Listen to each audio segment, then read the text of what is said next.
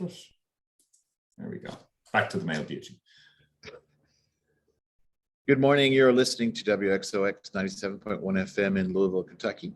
This is Artist Talk with LVA, the show produced by Louisville Visual Art. And my name is Keith Waits. I'm your host.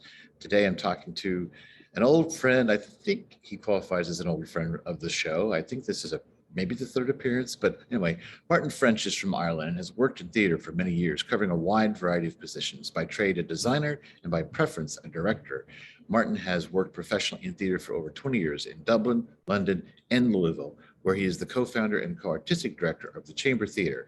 He has been an artistic director with Aurclan and Dublin Shakespeare in Ireland, and in Louisville has previously been on the board of the Alley Theatre. Some highlights of his directing work include the Bloomsday Breakfast show, Electra Busu, Electile Dysfunction, Metamorphosis, and Checkmate. He's come here today to talk to us about his newest project, a production of The Trestle at Poplick Creek by Naomi Wallace, which will run May 12th to the 15th at the Carbon Copy Gallery, 1212 South 4th Street, opening on the 12th at 7:30 p.m. Martin French, thank you for being here with me. Thanks for inviting me, Keith. It's always good to talk with you.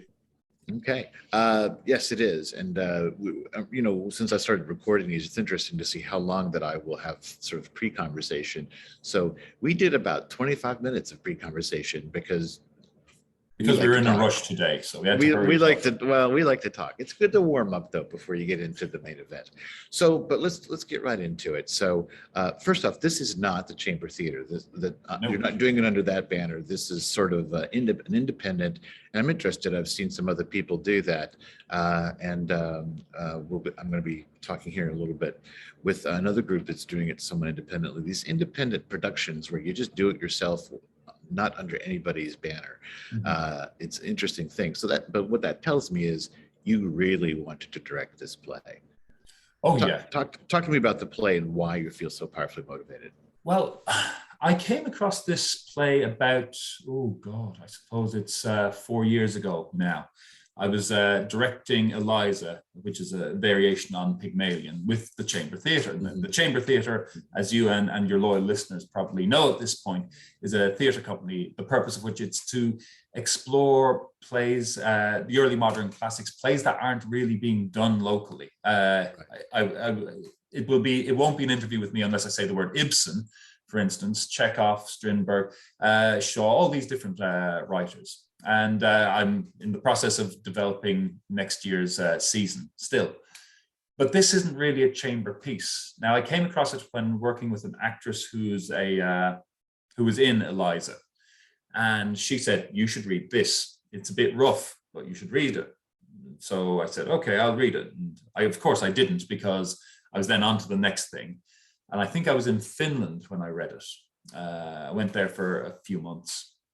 And in Finland, I read this play and I went, ooh, I don't know how I feel about this. It was one of those plays that it was a surprise. It wasn't what I expected. It isn't what I'm accustomed to from most American playwrights. It's a very different take. It's a nonlinear structure. It is dealing with big emotions. It doesn't have that kind of Miller or Eugene O'Neill style structure. It's very, very different. So I put it away and I came back and it was still sort of there at the back of the head. Every now and again, I thought, well, that was an odd moment. I kept on trying to understand it. Now, one of the annoying things about me is I tend to take a long time in engaging with plays. If I'm wanting to do a play, I'm in the ideal circumstances, I'm working on it for maybe 18 months plus. When I got around to doing Eliza, I'd been thinking about that play for about 10 years. Some of the plays I'm planning on doing in the next season, ideally, one's going about 4 years in my head, another one's going about 25. But this play kept coming back to me. And I typically don't very often do the more modern pieces. This play dates to 1998. Oddly enough, it had its debut here in Louisville at Actors Theatre. It's by Naomi Wallace, who is a local author. She's from Prospect, and she's I'm amazed I don't see her work all the time locally, because based on this and some of the other work she's done, it's amazing. And then over the pandemic, well, it kind of took up residence. alongside a couple of plays that were sitting around. And it got to a point where by the time I was starting to work on Laura, which is the one I did with Little Colonel most recently, it was constantly there because it has this resonance. The play itself is set in 1936 during the Depression, but it speaks of that loss, that sense of purposelessness we have when we have been coached all our life into an idea of these are the things I do, and the thing I do is work. And we lost that. They lost that in the Depression, and we all lost that in some different way during the pandemic and the worst of the lockdown. And I mean, it doesn't necessarily correlate directly with work. If you're a social person, you lost that connection, that sense of identity of who am I? It is being with people. If you're a person who works, depending on your job, you were unemployed. Even if you're working from home, it was a different kind of sense of that function of who you are. And this is a play that deals with that. So during the pandemic, it became, I won't say it was my every waking thought, because of course it wasn't. But any moment I took to take time to see, where are we now? Who are we now? What are we going to be at the far side of this? This play kept coming back. That sense that who I am is not just defined by my body or my mind. It's not just defined by my work. It's not just defined by my social group. It's not just defined by my interests. It's this wide, broad miasma of these different influences, a web that is interconnected with all the different aspects of who we are. And if we focus in such a way, and I think sometimes our modern society pushes us into a sense, particularly over here, of focusing on what I am in relation to the world is what I do for a living, my earning capacity. But in a real sense, what is my career? Well, then things fall apart when we lose our existing understanding of that. And when things fall apart, we have to re-engage with what they are. And I think that's been the case in my career, which is theatre, re-engaging with what is it that I do? Now, for me, I was very lucky. I was able to sit down and go, okay, what aspects of me as artists do I want to continue? What has to change because of this pandemic? How do I now go about theatre? Especially when it at points looked like we could be many years away from a vaccine. We could be many years away from it easing. I mean, I'm a very cautious person naturally. So I'm still masking up if I'm going to theatre or whatever. I know other places aren't. But how does this change who I am? And how do I engage with this change? And for me, in many aspects, that's kind of what the play is about. Who are we? How do we engage with the world? What is the aspect of who I am that needs to get through this? So yeah, from about 1.5 years ago, it was, I need to do this play. This is not a play that's necessarily a chamber play. It's not a play that some of the other theatres that I tend to work with would necessarily fit. It has adult themes. It has exploration of sexuality. It has strong language. So some of the theatres that I occasionally get to work with who are kind enough to give me the opportunity, this isn't something that would fit their schedule, if you like. Right. It's not a chamber piece as such either. It needs space to be its own thing. Now, if you permit me an annoying story about knowing too much about theatre, I always think of Edward Gordon Craig. Gordon Craig's a fascinating character, English guy, son of Ellen Terry and a designer called Craig, whose first name I forget. But he was the big thing at the beginning of the 20th century, and he was famous for doing plays with the Moscow Art Theatre in different places. And at one point, I think it was a Parisian theatre said, Mr. Craig, it's Mr. Gordon Craig, actually. Mr. Gordon Craig, you're wonderful. We would like you to direct Hamlet in our theatre.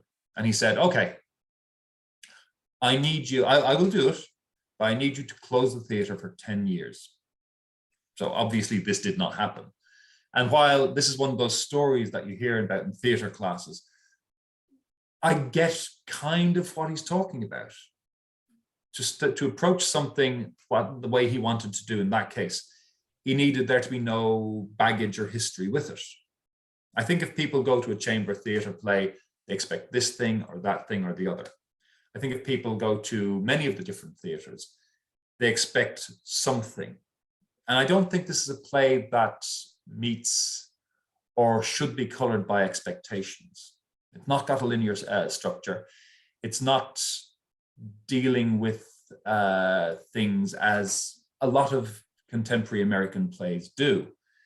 It does its own thing in a very, for me, an engaging way. I suspect a lot of people will come out and need to think a lot about this play and need to go back and forth in their mind about what was it about this play that has me thinking about it. We had a rehearsal last night. Sorry, I know this is becoming the Martin Talks Endlessly show, but that's okay. You get what you pay for. Sorry? That's okay. Go ahead, man. But we had a run through last night, and I was lucky enough to get another local play director, Emily Grimani, if you know her. Mm-hmm. If you don't, you should find out about her. She's very good. But she was kind enough to come over and watch a rehearsal and give feedback. And as she departed, she was saying, I think I'm going to be thinking about this for quite a while. And she's looking forward to seeing it again in the next phase. But it's, in terms of the text, in terms of the script of it, it's a really engaging play. And I've been very lucky in that I have got an amazing cast of names that people may and may not know. Some people doing theatre that I don't think they'd necessarily expect them to be doing, you know. Who is your cast? Tell us who your cast is. It's funny you should ask that. I would love to talk about this cast. I don't want to say that this is a lead or that is a lead. I'm just going to go through them alphabetically. Sure. So let me see. A for Annie. Annie Bullitt is an actress who was in Eliza. She's the woman who brought the play to me first. She's young. She's 19 now, which is scary to think that I know her 4 years and she's only 19. I avoid high schoolers. My son will be ignored as soon as he hits high school. But she's playing the part of Case Cregan, an intriguing character who's reminds me in many ways, and we get that word again, of some of Ibsen's characters, particularly Elie de Wangel in The Master Builder. I'm sure everybody out there knows that play because it's a masterpiece, but she's almost like a magical character who exists within and without the world. And she's one of the central characters around which the play revolves.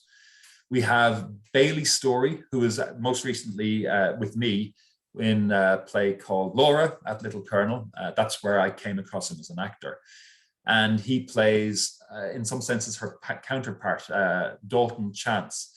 He's, again, a young man playing a young character, a teenager in this case. And yeah, in the heart of a world that is changing, where, you know, what was an expectation 5-6 years ago when he would have been a 10-year-old, yeah, that world is different now.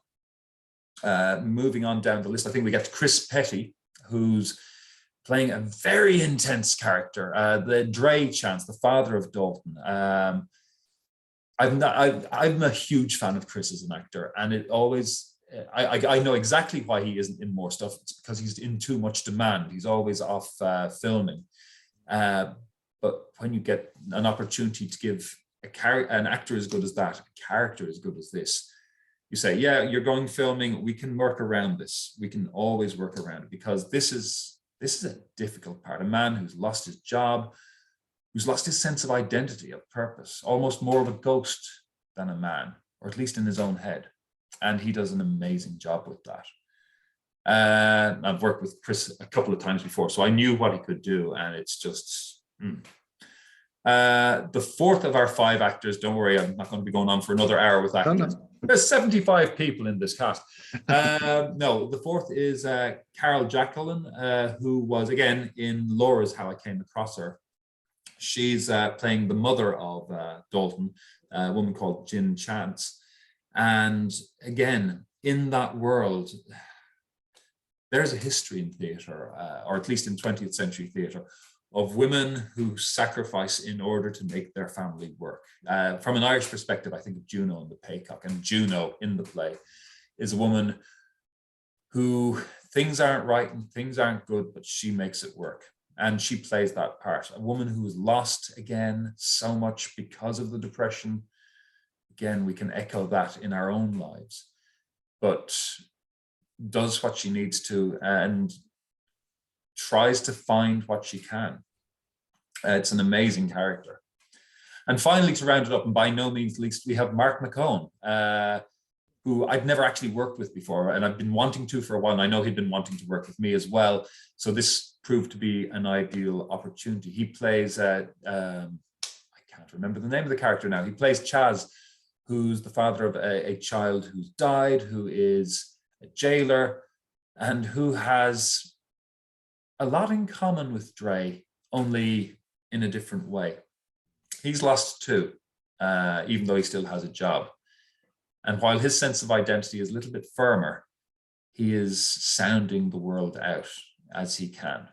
These are 5 amazing actors playing 5 challenging roles, 5 roles of characters who you might not think you know, but you know them, you've met them, you meet them daily. Half the time they're laughing or talking, but they go home to deal with the difficulties and the struggles they have. Some of these characters are you and me. So all of these characters are you and me at different times. And so to get characters this richly written, this beautifully composed, to bring them to life, you need actors who really are at the top of their game. Well, and so I want to ask you, as you say, Naomi Wallace, the playwright, is from the area, lives out in Prospect. Have you been in touch with her? Has she been? She hasn't yet. I'm presuming she must know. I know she divides her time between England and Kentucky. Mm-hmm. And I've got my feelers out of people trying to make contact with her. I would love her to come and see this. If you're watching, hi, you're amazing. I don't know why everybody in the country isn't doing your work. But I know I've a couple of people who are trying different methods and means of getting in contact. Haven't had contact yet. And I get it. I know the Irish author Brian Friel, and another master, because I think she should be described as a master based on this. Brian Friel was very, very private about his plays. Unless he was directing them, which he only did in his later years, he might see them, but he hated when people would ask him about them, because his attitude was, listen, the work is there, the author is an irrelevancy. Now, I doubt she's an irrelevancy by any means, but if her attitude is very much, listen, I'm just happy that people are doing them. It's not my job to go and talk about them ad infinitum. I can completely understand that, but it'd be lovely to get a chance to talk with her. I'd love to see what she thinks of this production. So she's welcome. She's a free ticket if she shows up. Tell her to ask for me. Right. She may not want a free ticket. Sometimes people want to be supportive, the creators. The other question I have is, as we are both well aware, there's a paucity of spaces to do theater in town. And you're at a place that is a relatively new space, Carbon Copy, which is a space put together by our friend Shohei Katayama, who is a visual artist, a brilliant visual artist. And I know that space. It's a very wonderful open space. Are you doing a lot? And I also know this is a out of your pocket production, is my guess. So like, what are you doing in terms of using the space, or is there a lot of settings or whatever? How did you approach trying to use this fairly raw space? So again, as you say, it is somewhat out of pocket. I have a fundraiser going, and I would be remiss of me not to mention it. It's on GoFundMe. You'll find it on Facebook if you need to. I'm sure I can get you to put a link into it maybe in the bottom. But the space is vast. It's approximately, and I'm going to annoy all your listeners, it's approximately 22 to 25 meters wide, and I'd say about 30 meters deep. Translate that at your leisure. It's huge is the answer to your question. So what I'm looking to do is try and create a central point around which the play operates. There's three main settings, and it's large enough that we can incorporate all of those three settings. One of the things that's great about it, and it reminds me of the vault in some senses, is there's no fixed seating setup. So I have the opportunity, and thanks to Kentucky Shakespeare for loaning me a load of seats in order to be able to do this. But I'm going to have seats in sort of a modified thrust / round. It's kind of borderline traverse, borderline sort of dual thrust. I don't know if that's a term, but we have sort of thrust operating for two settings on either end, whereas the central area is set for the trestle. And one of the lovely things about this is if you look up to the ceiling, you will see these wonderful girders and beams going across, which actually look quite like the trestle in themselves. They do. It's a better place than I could have dreamed. Yeah. The acoustic's a little bit tricky, but I have a couple of things I'm going to try out to hopefully manage that. But I've always been a big fan of engaging with the audience in a way that is rich and works for the audience as much as it does here as a way to see the show. I think you've seen some of these shows. Like in A Doll's House, I had the audience walk through the set to get onto the stage in order that they had this sense of being in that place just for a moment beforehand. And when they come out, they have to walk through it. We all live in those circumstances. In Creditors, again at the Vault, we had audience on both sides at Traverse. And that was great because it set up sort of a tennis match kind of thing where you're looking side to side. And I've a couple of tricks I don't want to say play on the audience, play with the audience, which I think will engage them more in this sort of sense of this fragmentation of who we are, of our identity that we've been engaging with for the last, is it 2 years already? 2 and a bit years. And the experience these characters have in the depression as well. So I think it's important to, in a space like this, where you start with a blank slate, you have this opportunity to engage with the audience in a way.